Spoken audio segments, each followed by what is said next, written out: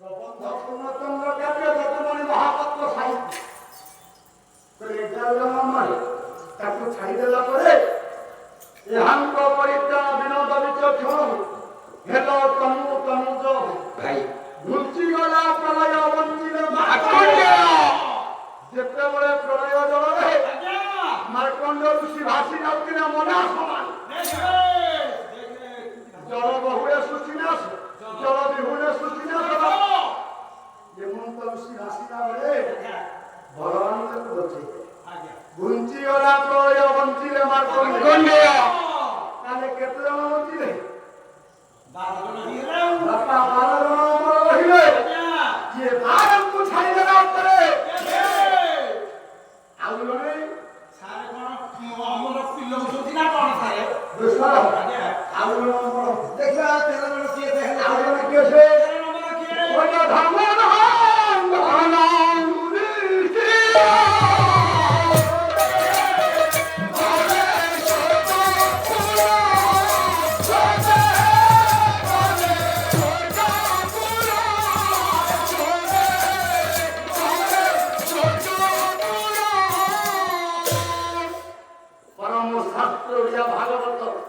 ସବୁ ଶାସ୍ତ୍ରକୁ ଶାସ୍ତ୍ର କହିଲା ବେଳେ ପରମ ଶାସ୍ତ୍ର ଓଡ଼ିଆ ଭାଗବତ ପରମ୍ପରା ଧର୍ମନନ୍ଦନ ଯୁଧିଷ୍ଠିର ସ୍ୱଦେହ ଗଲେ ଯିଏ ସ୍ୱଦେହରେ ଗଲେ ଆଜ୍ଞା ସିଏ କଣ କଲେ ନା ଆପଣ ସ୍ୱଦେହରେ ଯିବେ ଆପଣ କଣ କରିବେ ନା ମରିବେ ତାର କେତେ ଜଣ ମର 13 ଜଣ ଇଏ 13 ଜଣ ପରେ ଏବେ ଇଚ୍ଛା ମୃତ୍ୟୁ ବଡ଼ ବଡ଼ ଭୀଷ୍ମ ଭାଇ ଦିଲେ ଜୟ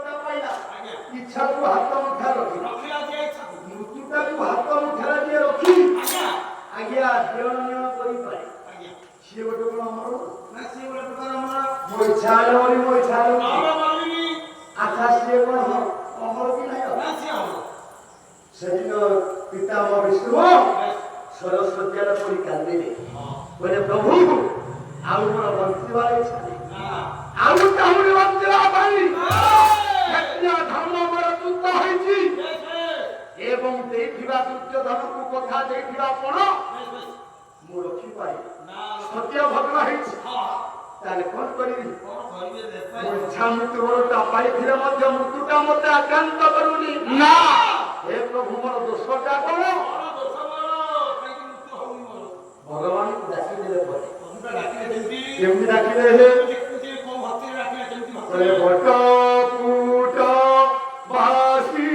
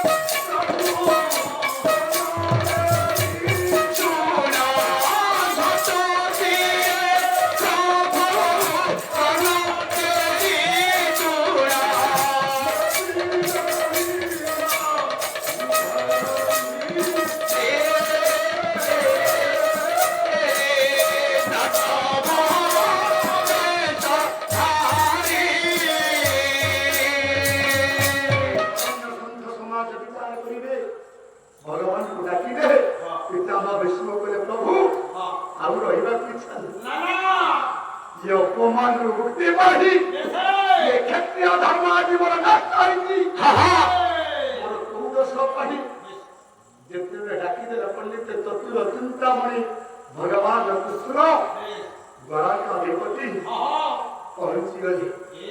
ଭୀଷ୍ମଙ୍କ ନିକଟରେ ବାପା ପହଞ୍ଚିଗଲେ। ହେ ପିତାମହ ଭୀଷ୍ମ ମତେ ଡାକିବାର ଅଭିପ୍ରାୟ ନା ତୁ କଣ ଜାଣିପାରୁନୁ ମୁଁ କାହିଁକି ଏତେ ବଡ ସରସ୍ୱତୀ ଦୀର୍ଘ ଦିନ କାଟିଲା ବାପା ଇଚ୍ଛା ମୃତ୍ୟୁ ଭରସା ଦେଇଥିଲେ ଇଚ୍ଛା ମୃତ୍ୟୁଟା କାମନ୍ତୁ ପ୍ରଭୁ ଆଉ କାହିଁ ବଞ୍ଚି ପ୍ରଭୁ ଏତିକି କହୁଛି ମୋ ଦୋଷଟା କଣ ଆପଣ ତ ସବୁ ଜାଣିଲା ମୁଁ ଆଜି ମୋ ଜୀବନରେ କେବଳ ଖୁସି ବାତିଲା ଖୁସିର ଲହରୀ ମୁଁ କେତେବେଳେ ଦେଖିନି ଜୀବନରେ ସବୁ ମୋର ଦୁଃଖ କଳାମେଘ ଛାୟା ଘଟି ଯାଇଛି ସବୁଦିନ ଦୁଃଖ ବ୍ୟତିରେକ ମୁଁ ସୁଖଟା କେତେବେଳେ ଜାଣୁନା ଆଜି ପର୍ଯ୍ୟନ୍ତ ମୋର କାନ୍ଦି କାନ୍ଦି ଦିନ ଯାଉଛି କହିଲା ସୁନ୍ଦର করবা মঠ শান্ত পদে দেখলাম বলা মোহিনী সি তুমি সসিয়া হে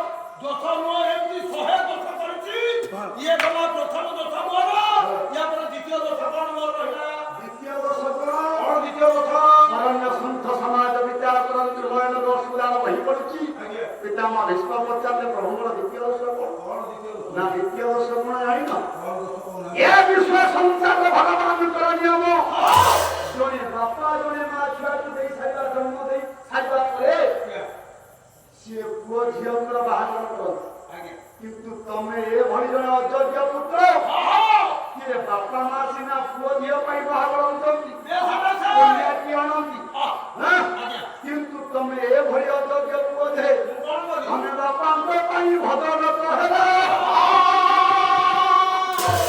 ଦେଖନ୍ତୁ ପାଲା ସାହିତ୍ୟରେ କେତେ ତର୍କ ଦ୍ୱିତୀୟ ଭାଗବଳା କିଛି ମୋର କର୍ମୀ ଗୋଟେ ନାହିଁ ଭଜନ ନାହିଁ ମୋର ପାଲା ତାହେଲେ ହେ ମୋର ବରଞ୍ଜ ସନ୍ତ ସମାଜ କୃଷ୍ଣ ପଚାରିଲେ କହିଲେ ବିଷ୍ଣୁ ସବୁ ବାପା ମା ତା ପୁଅ ଝିଅ ପାଇଁ ବାହାର ଠିକ କର କିନ୍ତୁ ତମେ ଏମିତିଆ ପୁଅ ଯେ ତମ ବାପାକୁ ତମେ ବାହା ଦେଲ ଭଦ୍ରଲୋକ ହେଇଗଲ ଇଏ ବିଶ୍ୱ ପୁରାଣ ପୃଷ୍ଠାରେ କିଏ ଭଳି ବ୍ୟକ୍ତିତ୍ୱ ଜଣେ କିଏ କାହା ବାପା ମା ପାଇଁ ଭଦ୍ରଲୋକ ହେଇଛି ମୋ କାନ ଉଠିବା ଦେଲେ ମୁଁ ଶୁଣି କିନ୍ତୁ ତମେ ଏ କଥାକୁ କରିଦେଲ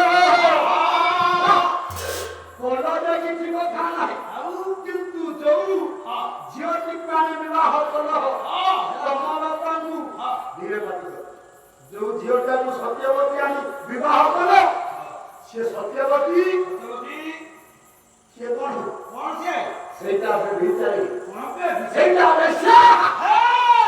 ସିଏ ବିବାହ ନ ପୂର୍ବରୁ ଆଗୁଆ ଗୋଟିଏ ଛୁଆଟିକୁ ଜନ୍ମ ଦେଇଛି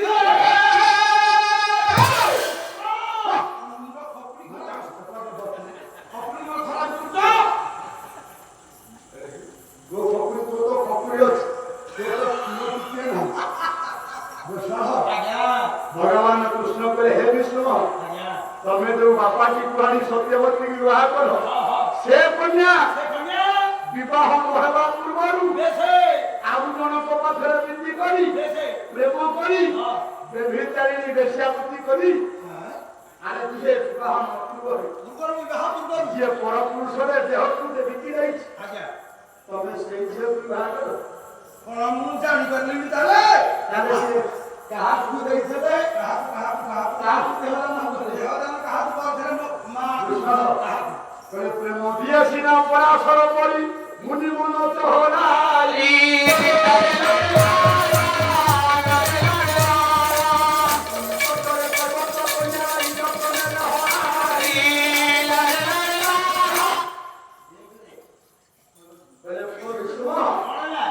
सत्यवती जोदिन बापांकर देहटा असुस्थ थिला बापा देइथले तो कहले मारो आजि देहटा भल लागुनी ये डंगार दायित्व आजि तोर बापांकर कथा मानी डंगा बाहुथिला दियो तमे पहुंचिलो पराशरमती हैं देखिलो तमे हेलो ज्ञानी तमे हेलो जिज्ञासु तमे हेलो ब्रह्मज्ञानी ब्रह्मज्ञान बल विचार करो आजि रे जो सुभलत जो सुभमुहूर्त ए समय रे जो झियो सहित मु प्रीति करिवि गोटिए योग्य को जन्म यही भाव रे आपन सजीव जने विश्वास रे मैच्योरिटी पाई नथिला छोट समय विश्वास डंगार दायित्व पराशर मुनि कहथिले कहले मालो मु आरो पारि डंगाटा नै आस तम बापा कुआडे गले तमे पार करिवो शीघ्र नहीं चलो बेड़ा बड़ी जाउछ संगे संगे मुनि बसिले विश्वास ज्योति डंगा भाई जेतो डंगा भाईला एबे तत्ता घरे डंगा जाई मझी रे लागिला जय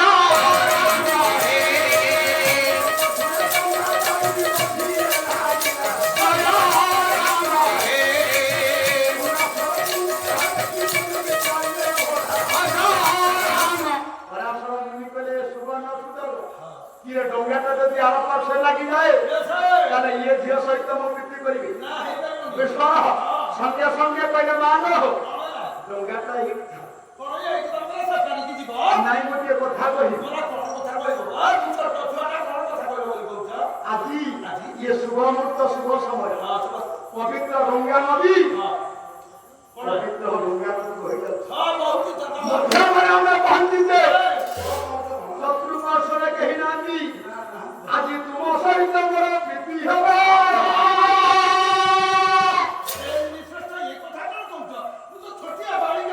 আশ্চর্য হেলা পণ্ডিতে সেদিন যে বসছে বন্ধা বলা মুনিশ্রেষ্ঠ হে মহাভাগ আপনাদের ব্রহ্মজ্ঞানী বাবাজি হ্যাঁ ଆପଣ ମୋ ସହିତ ପ୍ରୀତି କରିବେ ଯିଏ ପଣ୍ଡିତ ପ୍ରୀତିର ମାନେ କଣ ବୁଝେ ନା ପ୍ରୀତିର ଅର୍ଥ କଣ ବୁଝେ ନା ପ୍ରେମର ମୂଲ୍ୟ କଣ ବୁଝେ ନା ସଙ୍ଗେ ସଙ୍ଗେ ପଣ୍ଡିତ ବାରମ୍ବାର ମନା କଲେ କହିଲେ ହେ ମୁନିଶ୍ରେଷ୍ଠ ମୁଁ ପ୍ରୀତି କଣ ବୁଝେ ନା ଜାଣେ ନା ତମେ ଜଣେ ଜ୍ଞାନୀ ଏଭଳିଆ କୋଉ କଥା କହୁଛ ମୋର ବୟସ କେତେ ଜାଣୁଛ ଏ ବୟସରେ ତମେ ମୋର ପିତୃତୁଲ୍ୟ ତମେ କେମିତି ମୋ ସହିତ ପ୍ରୀତି କରିବ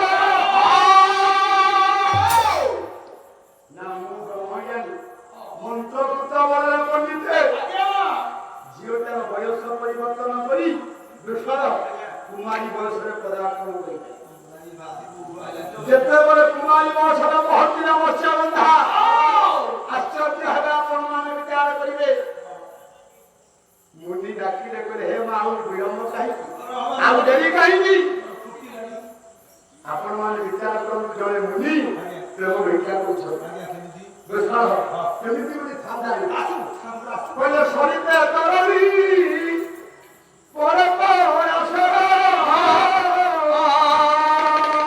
ଆଜ୍ଞା ଦଶ କୁମାରୀ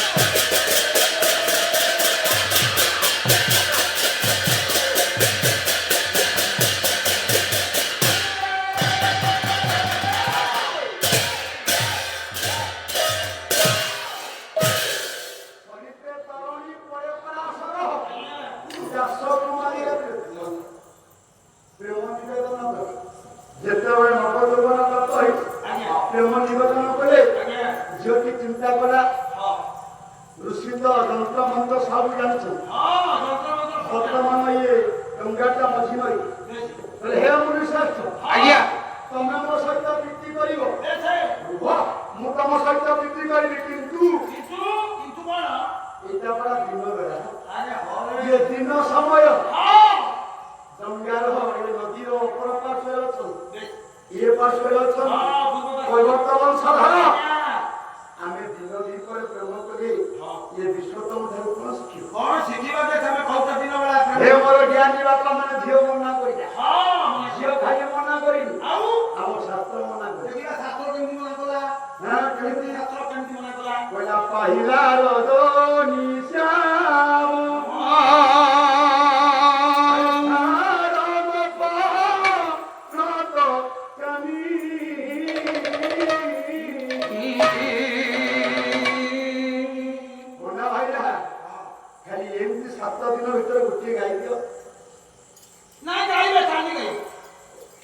পাহিলা রজনী শ্যাম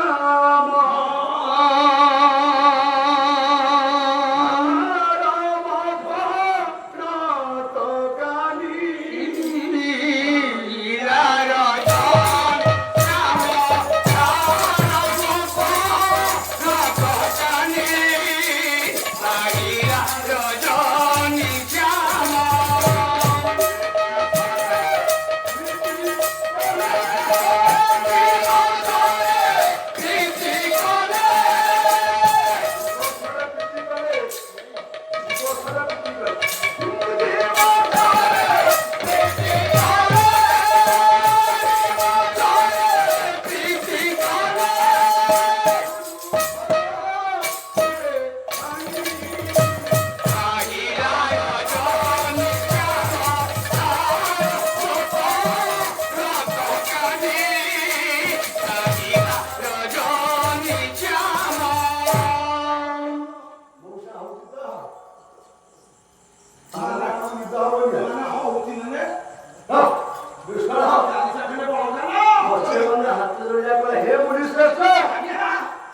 ଦିବସରେ ପ୍ରୀତି କଲେ ପୁରୁଷର ହୁଏ କ୍ଷତିଟା ମୋର ହବନି କ୍ଷତି ହବ ତମର କିନ୍ତୁ ବ୍ରହ୍ମଜ୍ଞାନୀ ପରାଶର ମୁନି ଚିନ୍ତା କଲେ କହିଲେ ମା ଶୁଭ ଲଗ୍ନ ଗଡ଼ି ଯାଉଛି ଆଉ କାହିଁ ଡେରି କରୁଛି ରାତି ହବ ସେମିତି ରାତି ବେଳା ଦିନରେ ସବୁବେଳେ ସମସ୍ତେ ଦେଖୁଛନ୍ତି ଆଉ କଣ ବୁଝୁଛ ମୁଁ ହେଇଛ ପୁଣି କିଛି ବୁଝିପାରୁନା କହିଲେ ତେଜ ମନୁମାନ ଆରେ ତେଜ ମନୁମାନ ମନୁମାନ ତେଜ ସଜ କଞ୍ଜ ନୟନ ପିରତି ବିଚକ୍ଷଣାରେ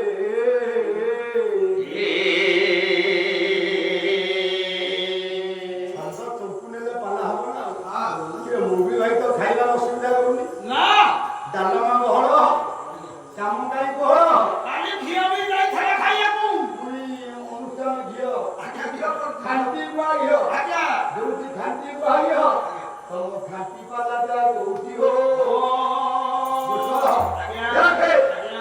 ସଙ୍ଗେ ସଙ୍ଗେ ପଣ୍ଡିତେ ଚାଲିଲା ଦେହ ସହିତ ଦେହ ମିଶିଲା ମନ ସହିତ ମନ ମିଶିଲା ପରାଶର ମୁନିଙ୍କର ଅମୋଘ ବ୍ରହ୍ମରୁ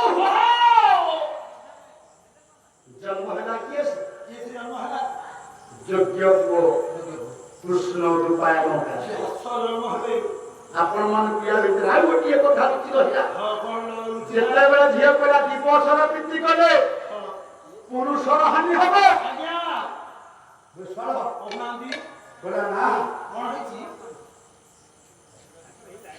ବାପା କାହିଁ ପାଟି କରୁଛନ୍ତି ଆମେ ତମର ମୁଖ ପୁଅ ଟିକେ ଯାହା କହୁଛୁ ନ ଶୁଣିଲା ଆମକୁ ଭଲ ଲାଗିଲା ବରଣ୍ୟ ସନ୍ଥ କରନ୍ତୁ ଯେତେବେଳେ ଝିଅ କହିଛି ଦିନର ପ୍ରୀତି କଲା ପୁରୁଷର ହାନି ଆପଣ ମାନେ ବିଚାର କରନ୍ତୁ ସେଇଦିନଠାରୁ ଆଜି ଯାହାକୁ ଦେଖୁଛନ୍ତି ଆଜ୍ଞା ଆକାଶରେ କୁହୁଡ଼ି ମାରି ଆସୁଛି ସେଇଦିନ ଦିନରେ ପ୍ରୀତି କରିବା ପାଇଁ ଯେତେବେଳେ ବିଶ୍ୱଜଗତ ଦେଖିବ ପରାଶର ମୁନି ମନ୍ତ୍ରପୁତ ବଳରେ ଏବେ ସେଇଦିନ ଠାରୁ ପଣ୍ଡିତେ କୁହୁଡ଼ି ସୃଷ୍ଟି ହେଲା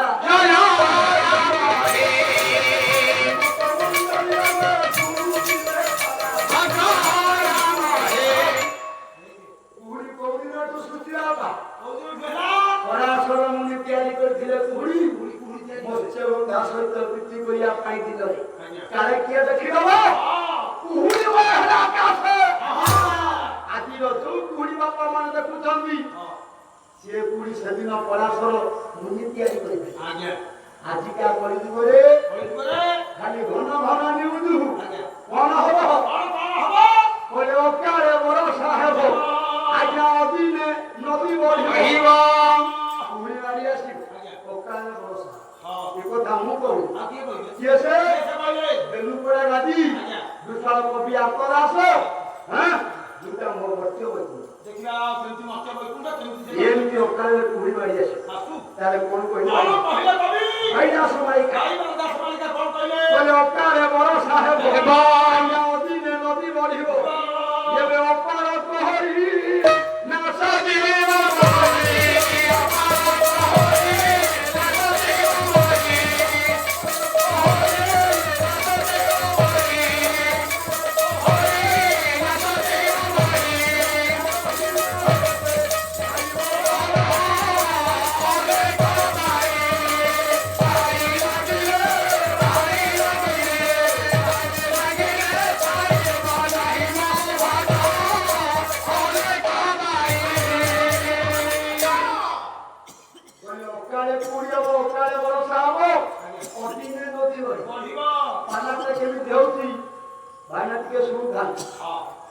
ବିଶ୍ୱ ବାଟରେ ତା ଭିତରେ ମାଳିକା ଆସିବ କଥା ଆସିବ ପୁରାଣ ଆସିବ ସାମାଜିକ ଦର୍ଶନ ନହେଲେ ପାଲା ହବ ଅକାଳେ ବର୍ଷା ହେବ ଅଦିନେ ନଦୀ ବଢିବ ଆପଣ ଖାଲି ଟିଭି ଖୋଲିଲେ ମୋବାଇଲ ଖୋଲିଲେ 6 ତାରିଖରେ ପୁଣି ଆସିବ କାଳ ବୈଶାଖୀ କାହିଁ ଆସୁଛି କିରେ କାହିଁ ଆସୁଛି ପାଲ ପଡିଛି 2000 ଲୋକ ପାଇଁ ଟେଣ୍ଟ ଲାଇଟ୍ ଲାଗିଛି 2000 ଲୋକ ବସିବା ଚାରି ଅଛି ଖାଲି ସେତିକି କି 4,000 ଅଛି ମାଡ଼ି ଆସିବ କହୁଥିଲେ କଣ କହୁଥିଲେ ଲେଖା ହେଇଥିବ ଟିଭି ପରଦାର ମୁଖ୍ୟ ସମାଚାର ଆଜ୍ଞା 6 ତାରିଖର ବାତ୍ୟା ବାତ୍ୟା ପ୍ରଭୁ ରକ୍ଷା କର ହଁ। ପ୍ରଭୁ ରକ୍ଷା କର ପ୍ରଭୁ ରକ୍ଷା କର ବାତ୍ୟା ପ୍ରଭୁ ରକ୍ଷା କର ପ୍ରଭୁ କିରେ ପ୍ରଭୁ କଥା ଯେତେବେଳେ ଶୁଣିବା ପାଇଁ ଇଚ୍ଛା ନାହିଁ ଆଜ୍ଞା ତମେ ଡାକିଲା ବେଳେ ପ୍ରଭୁ ତମ କଥା ଶୁଣିବେ ନା ଶୁଣିବେନି ତମେ ତ ପ୍ରଭୁ କଥା ଶୁଣୁନା ନା ତମ କଥା କିଏ ଶୁଣିବ ତାହେଲେ ବରଂ ଅସଂଖ୍ୟ ସମାଜ କହିବାର ଅଭ୍ୟାସ ବିଷୟ କୋଉଠି ଚତୁର ଚିନ୍ତାବଳୀ କୃଷ୍ଣ ପଚାରି କହେ ହେ ବିଷ୍ଣୁ ତମେ ଯୋଉ ଝିଅଟିକି ତମ ବାପାକୁ ବିବାହ କରିଦେବ ସେଇଟା ଆଗୁଆ ପରପୁରୁଷ ସହିତ ପ୍ରେମ କରି ଗୋଟିଏ ଛୁଆକୁ ଜନ୍ମ ଦେଇଛି ତମେ ସେଇ ଝିଅଟାକୁ ଆଣି ତମ ବାପାଙ୍କୁ ବିବାହ ଦେବ এইটা তোমার ঠিক না এটা তোমার ভুল হাতে রইল এসো বলে তো এইটা আমার হ্যাঁ ঠিক প্রকৃত কথা তাহলে দোষ কেতুটা তোমার হ দুইটা কথা মনে নাই বলিয়া প্রভু যে সময় করে প্রভু আর কোন দোষ আছে আপন কথা দি কইয়া ভাগ ভাগ না খালি এ দুই দোষ না আপন কথা রইলা পুরি মর যেতেবেলে কাশী রাজা স্বয়ং বলে জয়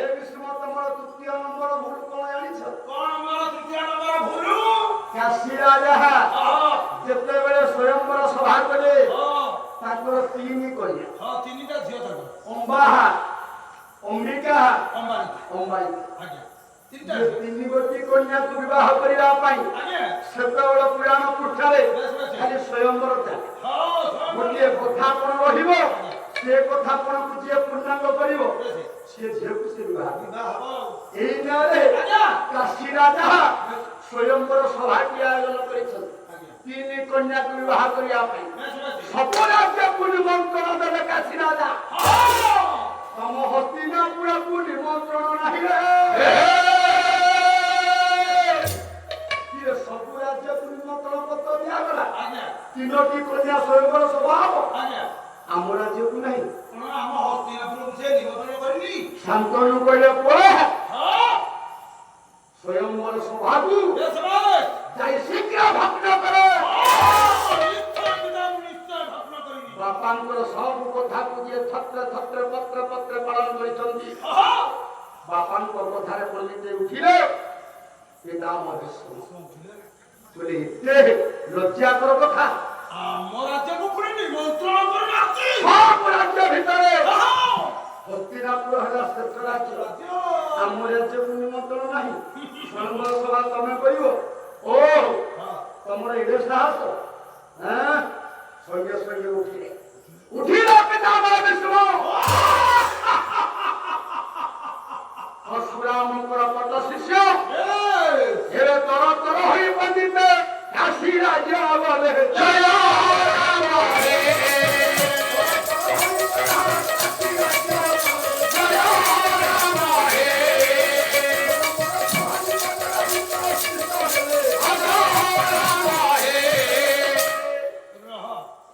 ପିତାଙ୍କ କଥାକୁ ରକ୍ଷା କରି ପଣ୍ଡିତ ପିତାମହ ବିଷ୍ଣୁ ଧନୁ ଧରି ଚାଲିଲେ କାଶୀ ରାଜାଙ୍କର ସ୍ୱୟଂବର ସଭାରେ ପହଞ୍ଚିଲେ ବସିଛନ୍ତି ଲକ୍ଷ ଲକ୍ଷ ରାଜା ସ୍ୱୟଂବର ସଭାରେ ବିଷ୍ଣୁ ଦେଖିଲେ କହିଲେ ଆହା କି ଖୁସି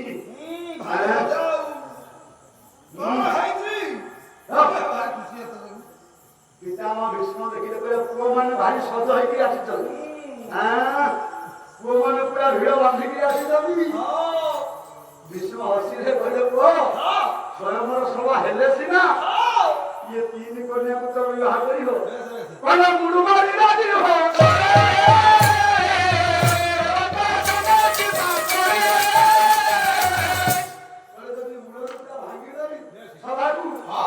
ତମେ ଆଉ ଏ ତିନି ଝିଅକୁ ବିବାହ କରିବ କେଡେ ସଜରେ ଆଇଛ କେଡେ ଢଙ୍ଗରେ ବସିଛ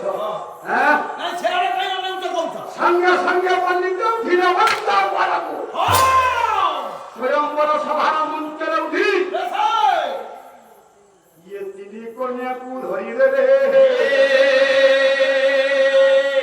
ତିନି କନ୍ୟା ନିକଟରେ ଛିଡ଼ା ହେଲେ ପିତାମହ ବିଷ୍ଣୁ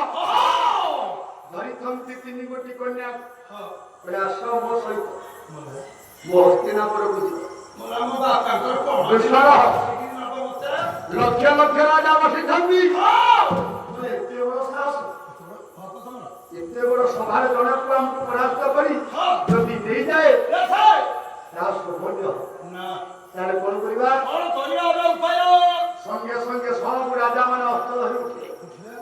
ବାପା ଚାଲିଲା ଭୀଷ୍ମଙ୍କ ସହିତ ଯୁଦ୍ଧ ହେଲା ତୁମୁଳ ସଂଗ୍ରାମ କରି ହଁ କେହି ଆଉ ପାରିଲେ। ନା ଭୀଷ୍ମ ଜିତିଲେ ଯୁଦ୍ଧରେ। ଆଉ ତିନି କନ୍ୟାକୁ ଧରି ଆସିଲେ ହସ୍ତିନାପୁର। ହଁ ପିତାଙ୍କ ଧାମରେ ପହଞ୍ଚିଲେ। ହେ ଇଏ ତିନି କନ୍ୟାକୁ ସିନା ନେଇ ଆସିଲେ। ହଁ ଆଁ? ହଁ ତିନି କନ୍ୟା ଆଣିଲି ଭୀଷ୍ମ ବିଚାର କଲେ କଣ କରିବା? ଉପାୟ କଣ ଇଏ କରିବା କଣ? ହଁ କଣ ହବ ଇଏ ଅମୁଳିଆ କନ୍ୟା ହେଇଗଲେ। ହଁ ଅମୁଳିଆ ହେଇ ରହିବେ ହଁ। ମଙ୍ଗୁଳା ଅମୁଳିଆ କନ୍ୟା ଅମୁଳିଆ ହେଇକି ରହିବେ କଣ କରିବା? ବିବାହ କେମିତି ହବ? କେମିତି ବିବାହ କରିବା ଆପଣ ଗୋଟେ ବିଚାର କରୁନା ନହେଲେ ତାଙ୍କ ଦେଶରେ ଇଏ ଦୁଇ ଭାଇ ଥିଲେ, ଚିତ୍ରାନନ୍ଦ ଆଉ ବିଚିତ୍ର। ଇଏ ଦୁଇ ଭାଇକୁ ଦୁଇଟି କନ୍ୟା ବିବାହ କଲେ। ବିବାହ କରିଦେବେ ତାକୁ ଅମ୍ବିକା ଅମ୍ବାଳି।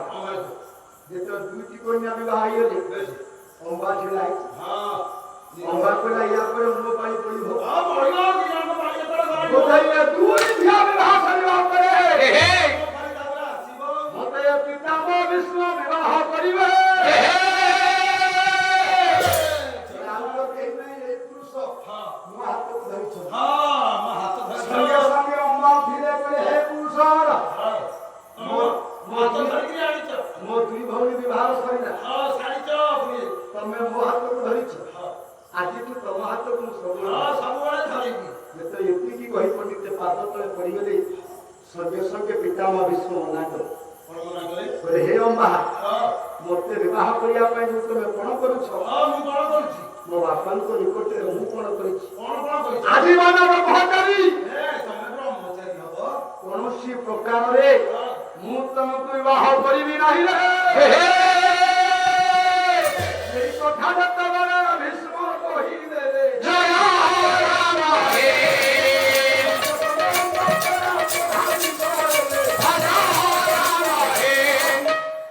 ଅମ୍ବା କହିଲେ ତମେ ମୋ ହାତ ଧରିଛ, ମୋତେ ବିବାହ କରିବନି? ଯଦି ମୁଁ ପ୍ରକୃତରେ ସତୀ ସ୍ୱାଧିପତିବତା ଝିଅ ହୋଇଥାଏ, ଯୋଉ ପୁରୁଷ ମୋ ହାତ ଧରିଛି ଯଦି ସେ ପୁରୁଷକୁ ବିବାହ ନ କରେ ଆଜିଠାରୁ ମୁଁ ବିବାହ କରିବି ନା। ଆଉ ଆଜି କଥା ଦଉଛି, ମୁଁ ଅଭିଶାପ ଦଉଛି ହେ ଭୀଷ୍ମ, ମୋରି ପାଇଁ ଆଗାମୀ ଭବିଷ୍ୟତର ଦିନେ ତମ କ୍ଷତ୍ରିୟ ବୁଦ୍ଧି ଦୂର ହେବ ରେ।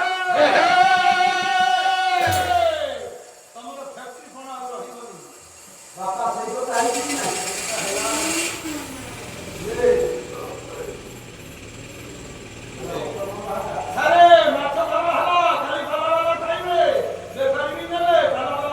ଆରେ ଜାମତା ଆସିଗଲା, ଜାମତା ଆସିଗଲା, ଅପକାଇ ବାହାରୁ।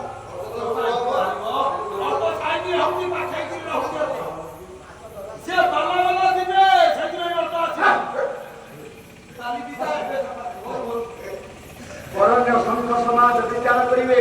ଭଗବାନ କୃଷ୍ଣ କହିଲେ କହିଲେ ହେ ଭୀଷ୍ମ, ତମର 4 ନମ୍ବର ଭୁଲ, କିନ୍ତୁ ଏ 4 ନମ୍ବର ଭୁଲ ପାଇଁ ଇଏ ସରସ୍ୱତୀ ତମ ଇଏ ସରସ୍ୱତୀ ତାକୁ କୋଉଥିପାଇଁ ଆଣିଛ?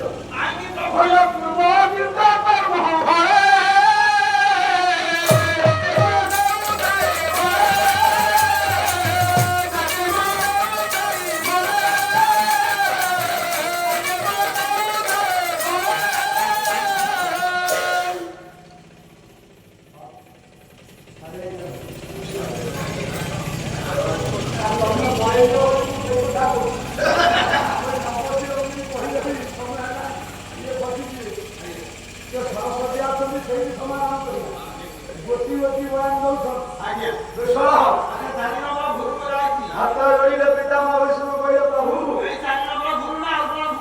କୋଉ ଭୁଲ ପାଇଁ ମୁଁ ସରସ୍ୱତୀ ନା ଚିନ୍ତା କରୁନା, ତମେ ଯୁବରାଜ ଥିଲ। ମୃଗର ବିନୋଦ କରିବା ପାଇଁ ଯେତେବେଳେ ରଥ ନେଇ ଚାଲିଛି ଅରଣ୍ୟ, ଘର ଘର ନାମରେ ରଥଟା ଫୁଟି ଚାଲିଛି, ଏହି ସମୟରେ ସେତେବେଳେ ରାଜା ମାନଙ୍କର ଧର୍ମ ବାପା ମୃଗ ବିନୋଦ ମାରିବା ମୃଗ ମାଂସ ଖାଇବା ଇଏ ହେଲା ତାଙ୍କର ଆନନ୍ଦ। ନାଇଁ ମରିବା ସେତେବେଳେ ରାଜା ଯିଏ ଏଇନା ଆମର ମନ୍ତ୍ରୀ ବିଧାୟକ ସେ ବିଧାୟକ ସିଏ ନା ଆଉ। କିନ୍ତୁ ସେତେବେଳେ ରାଜା ମାନେ ମୃଗ ମାରୁଥିଲା ବିନୋଦ କରୁଥିଲେ। ଏଇନେ ଯଦି ଆମ ମନ୍ତ୍ରୀ ବିଧାୟକ ଗୋଟିଏ ମୃଗ ମାରିଦେବେ 12 ବର୍ଷ ଜେଲ୍ ହବା ଆରେଷ୍ଟ ହେବେ ସାଙ୍ଗେ ସାଙ୍ଗେ। ବାପା ସତ କି ନା ସେଇଆ ତ ଆଉ। ମୃଗୟା ବିନୋଦ କରିବା ପାଇଁ ଭୀଷ୍ମ ଯାଉଛନ୍ତି ପୂର୍ବରୁ ଘରେ ମରିବା! ମୁଁ ଜିନିଷ ତିନିଟା ନେଲେ ଥିଲେ ନା ଆଉ। ମୋ କଥା କହିବେ ମୋ କଥା ଚଳିବନି। ନା ଭୀଷ୍ମ ଯେତେବେଳେ ଗଲେ ଘର ନା ରଥଟା ଛୁଟି ଚାଲିଛି ରଥ ଯିବା ବେଳେ ବିରାଟ ସର୍ପଟିଏ ଶୋଇଛି। ଶୋଇଛି ଆଉ ମରିବା। ଶୋଇଛି ବିରାଟ ସର୍ପ ଦେଖିଲେ କହିଲେ ଯଦି ଏ ରଥ ଚକା ତଳେ ପଡ଼ିଯାଏ ବେଶ। ତାହେଲେ ଏଇଟା ମରିଯିବ। ମରିବ ଆଉ। ଯଦି ରଥ ଚକା ତଳେ ମରିଯାଏ ଆଜ୍ଞା। କଣ ହବ ପାପଟା ମତେ ଲାଗିବ। ଆଉ ମୋର ବାପ ହବ ଆଉ। ଭାଗବତ କଣ କହିଛି କଣ କହିଲା? କହିଲେ ଜୀବନ ଜଳ ଭୟା ନାହିଁ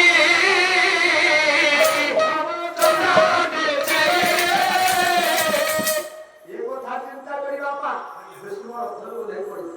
କହିଲେ ନାଇଁ ସପଟିକୁ କାଢିଦବା। ସଙ୍ଗେ ସଙ୍ଗେ ରଥ ଟେକାଇ ରଥରୁ ଓହ୍ଲାଇ ତୀର ମୁନରେ ସର୍ପଟିକୁ ଯେତେବେଳେ ଫିଙ୍ଗି ଦେଲେ ସର୍ପଟି ଯାଇ ସପ୍ତଫେଣି କଣ୍ଟା ମୁଜାରେ ପଡ଼ିଲା। ଆଚ୍ଛା ସପ୍ତଫେଣି କଣ୍ଟା ମୁଜାରେ ଯିଏ ପଡ଼ିଲା ଆଜ୍ଞା। ତାର କଷ୍ଟ କେତେ ଆପଣମାନେ ଅନୁଭବ କରୁଛି। ବେଶ ବେଶ। କଣ୍ଟା ମୁଣ୍ଡର ଆଘାତ ସହ୍ୟ କରି ନ ପାରି ବେଶ। ଛଟପଟ ହେଉଛି ସର୍ପଟି। କେତେ ଦିନ ବାପା? କେତେ ଦିନ? 7 ଦିନ। 7 ଦିନ ଛଟପଟ ହେଇଛି। ଯୋଉ ଦିଗକୁ ଚାହିଁଛି ନିଜକୁ ବଞ୍ଚେଇବା ପାଇଁ ବେଶ। ଆଉ ବଞ୍ଚିବାର ରାହା ନାହିଁ। ବେଶ। ପିଣ୍ଡରୁ ପ୍ରାଣ ଗଲା ବେଳେ ଅଭିଶାପ ଦେଲା। କହିଲେ ଆଜି ମୁଁ ଯାହା ପାଇଁ ଏ କଷ୍ଟ ପାଉଛି କଣ୍ଟା ମୁଣ୍ଡର ଆଘାତ ପାଉଛି ସେଇ ବ୍ୟକ୍ତି ଦିନେ ଏଇ କଣ୍ଟା ମୁଣ୍ଡରେ ସରସ୍ୱତୀ ହେବରେ ଏଇ କଥା ସର୍ପ ସେଦିନ ଅଭିଶାପ